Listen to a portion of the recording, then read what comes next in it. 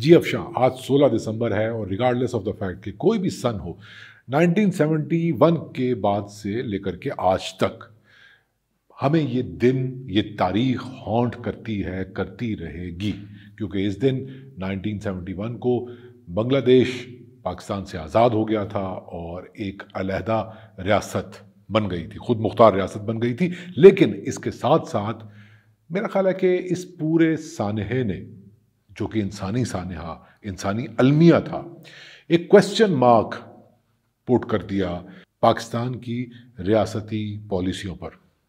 اچھا، آپ نے یہ جو اتنی لمبی بات کیا نا، اس کے اندر اتنے سارے پوائنٹس نکلتے ہیں جس میں آپ پر غداری کی باتیں ہو سکتی ہیں۔ ٹھیک ہے کاشف صاحب، ایک تو یہ کہ بنگلہ دیش آزاد ہو گیا، ہمیں تو یہ پڑھایا گیا ہے اور آج تک کہا جاتا ہے کہ ہمارا بازو کٹ گیا۔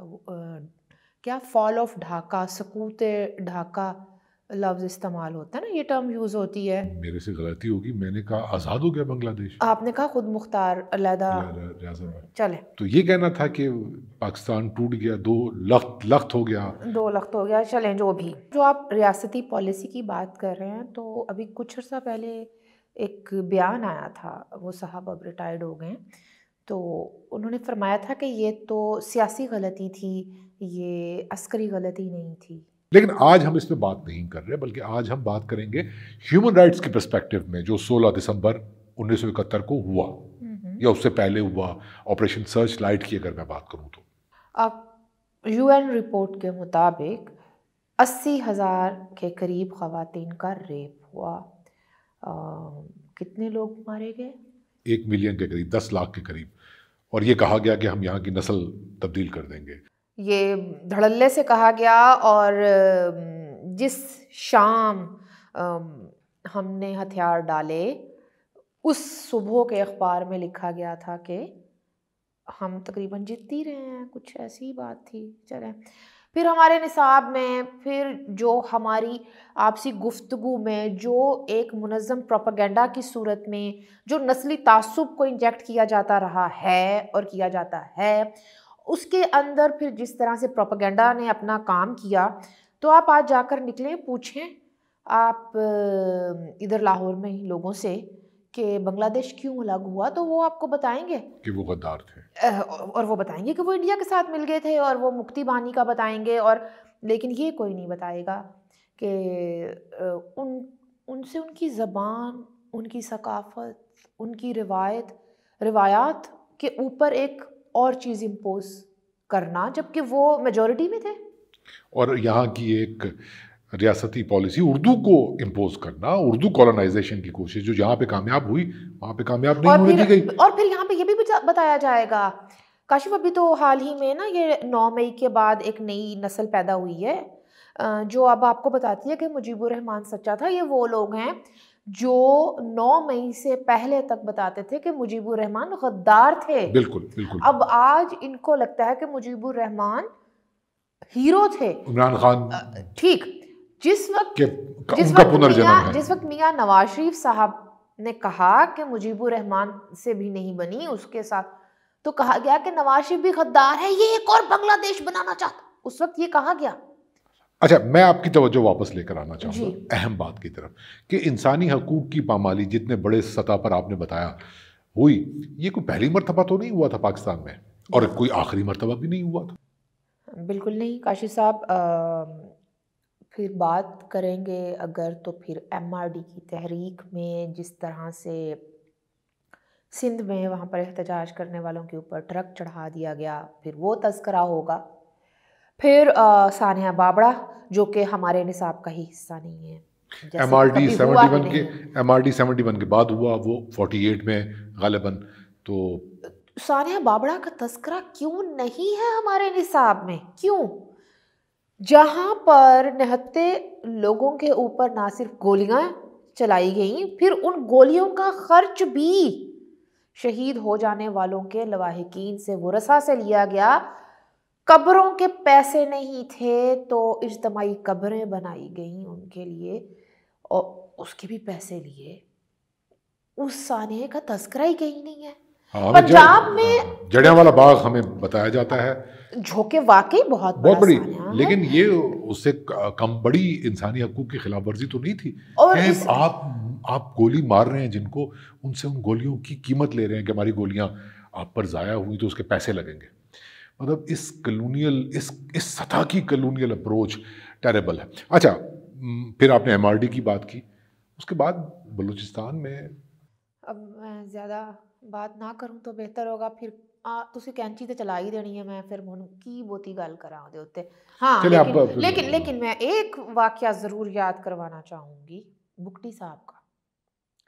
پرویز مشرف کے دور میں جو ان کے ساتھ ہوا، صرف اس بات، مطلب آپ نے پہلے جو پہاڑوں میں جا چکے تھے ان کو یہ کہا کہ تم لوگ آ جاؤ، ہتھیار ڈال دو، تمہارے ساتھ ریاست ماں والا سلوک کرے گی.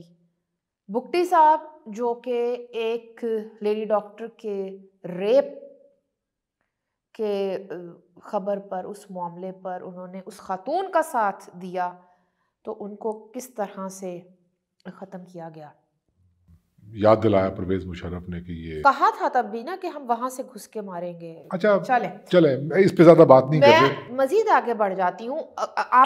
تھوڑی باتیں کریں، اتنی کھل کے باتیں نہ کریں نا. آپ نے انسانی حقوق کے حوالے سے بات کی ہے، تو میں ابھی زیادہ طویل عرصہ نہیں گزرا ہے، اوکاڑا سے کچھ خبریں آیا کرتی تھیں.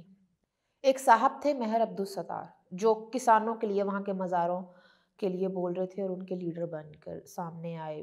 اور ہم نے دیکھا کہ ان کی صحت، جب وہ واپس آئے ہیں تو وہ پہلے ماشاء اللہ ہٹے کٹے ٹھیک تھے، جب واپس آئے ہیں تو وہ جو آپ کے ساتھ پھر قید و بند کی صحبتیں کرتی ہیں. اب لوگ آپ کو یہ کہیں گے کہ آپ کو وہ یاد ہے لیکن آپ کو عمران ریاض خان یاد نہیں ہے. لیکن پھر ہوا یہ کہ آخری خبر آنے تک مہر عبدالستار صاحب بنی گالہ تشریف لے گئے تھے اور تبدیلی کو پیارے ہو گئے تھے. اس تو بعد کوئی خبر نہیں آئی. تبدیلی کا کیپسول انہوں نے کھا لیا تھا. اچھا میری بات سنیں، اب آپ رک جائیں، ٹھیک ہے. اس کے علاوہ بھی میں پی ٹی ایم کو کیسے بھول سکتی ہوں، آئے روز خبریں آتی ہیں. جی ٹھیک، آپ ڈیٹیل میں مت جائیں نا، لوگ سمجھنے والے سمجھ جائیں گے، جو نہ سمجھے وہ.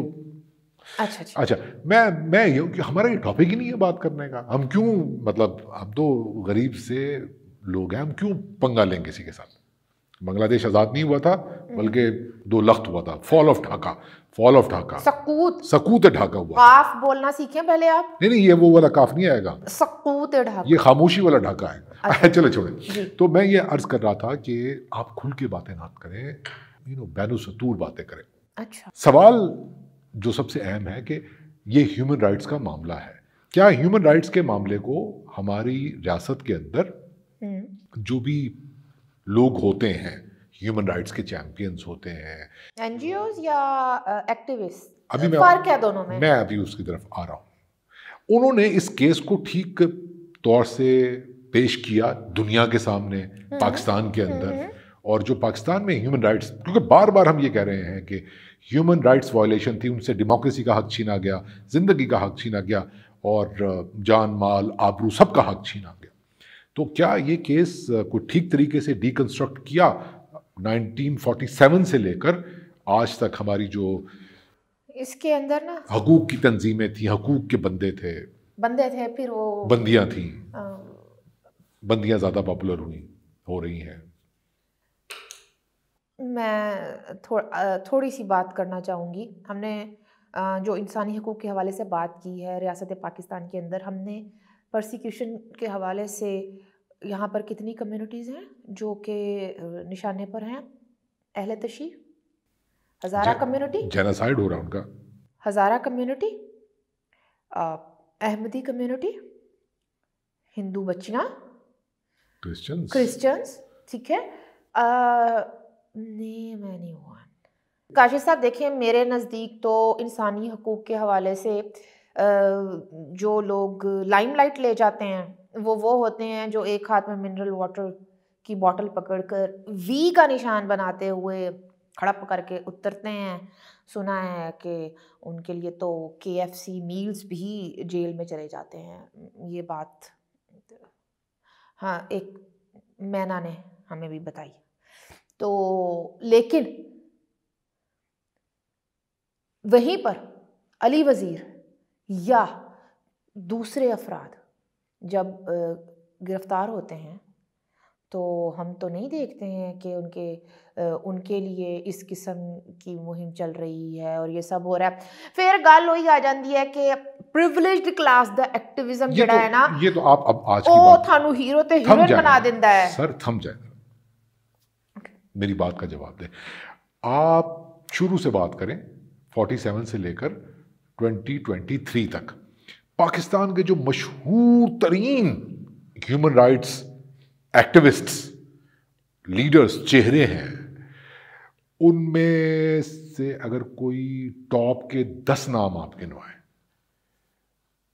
تو ان میں سے کتنے لوگ پنجابی سپیکنگ اور اردو سپیکنگ ہوں گے, اور کتنے لوگ دیکھیں وہ پریولیجڈ ہوتے ہیں نا, تو ان کو اوپر اتنی پکڑ نہیں ہوتی نا, تو پھر جو انڈر پریولیجڈ ہیں ان کے حقوق کی بات کر لیتے ہیں. میں یہی تو عرض کر رہا ہوں نا کہ جس میں یہاں پر ایک بات مینشن کرتی چلوں, یہ جو ہم گفتگو کر رہے ہیں اس میں آسمہ جہانگیر کو ہم بالکل بھی ٹارگٹ نہیں کر رہے. لیکن ان کی مادری زبان کیا تھی آسمہ جہانگیر؟ آسمہ پنجابی تھی نا. ہاں انہوں نے بتایا, بالکل پنجابی, انگریزی, اردو میں بتایا کہ بہت ظلم. دیکھیں آپ کاشف نہیں پلیز, یہ آپ غلط کر رہے ہیں. آسمہ جہانگیر کم از کم میرے جیسوں کے لیے آج بھی پولیٹیکل کریکٹنس کا ایک کتب نما ہے. ٹھیک ہے, میں نے مان لی, میں کب کہہ رہا ہوں نہیں ہے. اور جب کسی معاملے پر کوئی سٹینس لینا ہوتا ہے تو ہم سب سے پہلے یہ سوچتے ہیں کہ اگر آسمہ ہوتی تو وہ اس معاملے پر کہاں کھڑی ہوتی. آپ ڈانٹے تو نا, آپ تو مطلب نہیں, میری بات بھی تو سمجھیں. میں نے رکھے ہوئے ہیں, ان میں سے ایک آسمہ ہے. دیکھیں بالکل آپ کی بات صحیح ہے, لیکن میں جو ایک عرض کر رہا ہوں نا وہ بھی آپ سمجھنے کی کوشش. یہ ہے کہ سرائکیوں میں کوئی آسمہ جہانگیر کیوں نہیں آئی, پشتونوں میں اگر آئی تو وہ پھر ملالہ بھی میرے لٹمس ٹیسٹ میں موجود ہیں. ہاں, ان سے ایک بہت بڑا شکوہ ہے کہ آپ افریقہ جاتی ہیں تو آپ نے ہر ایک کے حوالے سے بات کی, لیکن فلسطینی بچے اور بچیوں کے لیے آپ ویسے بات نہیں کر سکی. ایک پلیٹ فارم ملا تب بھی.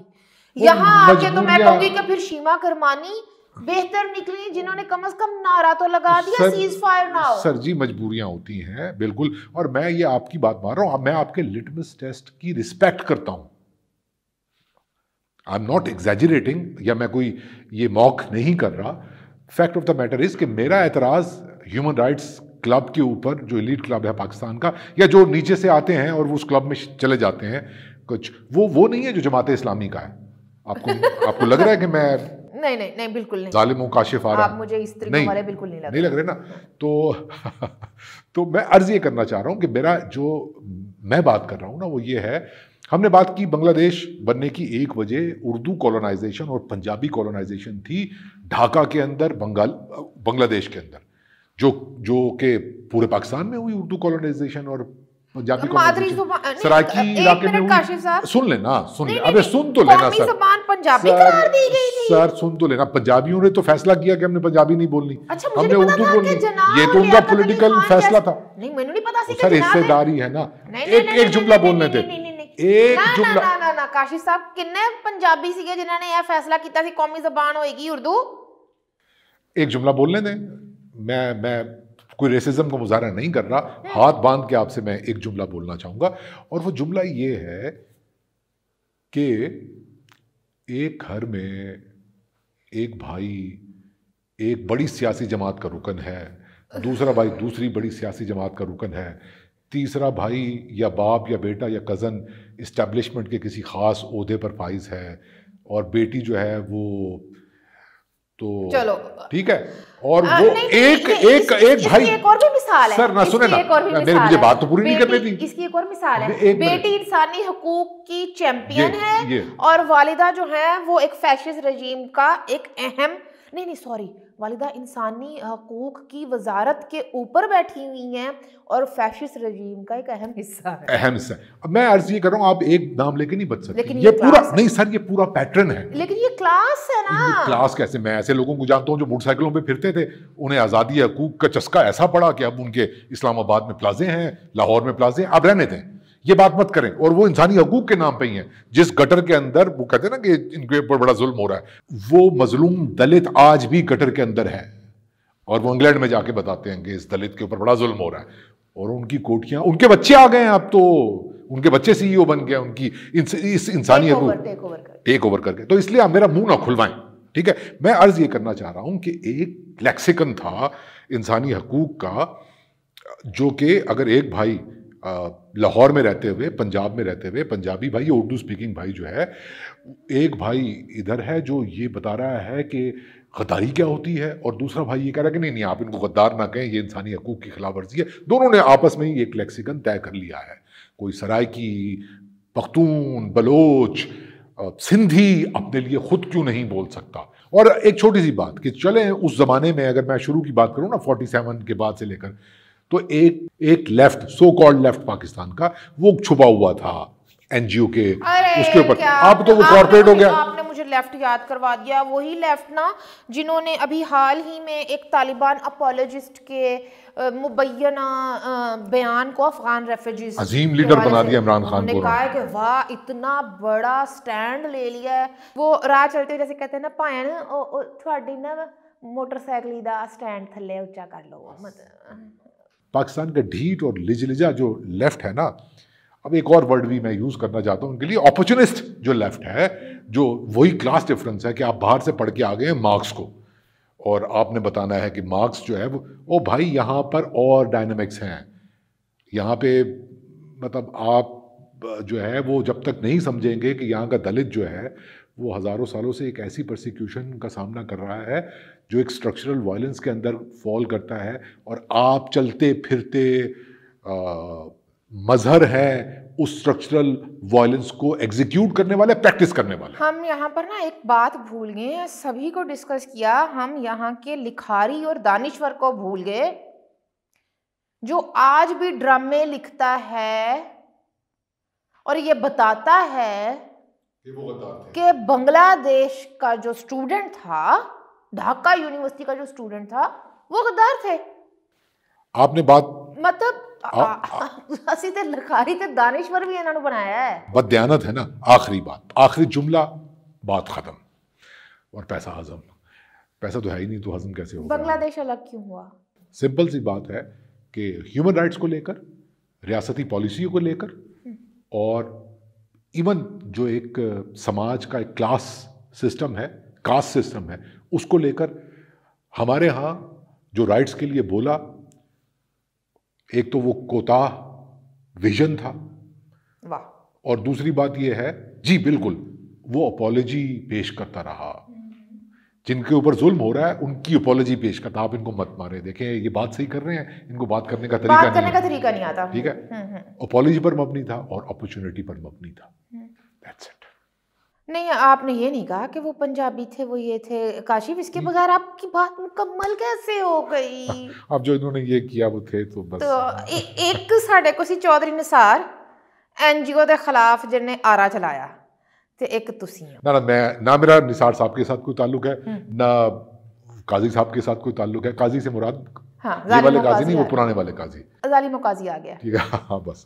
تو میرا اپنا ایک تھیسس ہے وہ میں نے پیش کر دیا, اگر آپ کا دل کرے تو قبول فرمائیے, ورنہ پھر گالیاں دیں. نہیں میں وہ کیا, لیکن بہرحال ہم عموماً اپنا دوسری طرف سے ایک کسی مسکراہٹ پر ختم کرتے ہیں, لیکن میرا نہیں خیال کہ 16 دسمبر کوئی ایسی تاریخ ہے جس پر بات کرتے ہوئے, اور اس 16 دسمبر, کتنی 16 دسمبریں ہیں جو اس ریاست کے اندر رہنے والوں نے بھگتی ہیں, بھگت رہے ہیں, اس کے اوپر بات کرتے ہوئے کسی مسکراہٹ پر اختتام بنتا نہیں ہے. تو یہ ڈینائلز ہیں, اور ان کو ڈیفینڈ کرنے کے لیے جو سامنے پھسپھسے صحافی سامنے آ کے بیٹھ جاتے ہیں, وہ بات کر رہے ہوتے ہیں 16 دسمبر کے اوپر, اور یہ لیفٹ والے اور یہ سول سوسائٹیز والے جن کا اپنا انٹرسٹ ہی یہی ہے کہ انہوں نے کمپرومائز کرنا ہے, درمیان کی لائن لینی ہے, تو پھر یہی ہوگا جو ہو رہا ہے. آپ بھی درمیان کی لائن لیں. ہاں بالکل, ورنہ ہم ادھار کے سامان پہ چلتے رہیں. بالکل بالکل بالکل, آپ نے صحیح کہا. بنگلہ دیش آزاد نہیں ہوا تھا, مشرقی پاکستان ہم سے جدا ہو گیا. سقوط ڈھاکہ.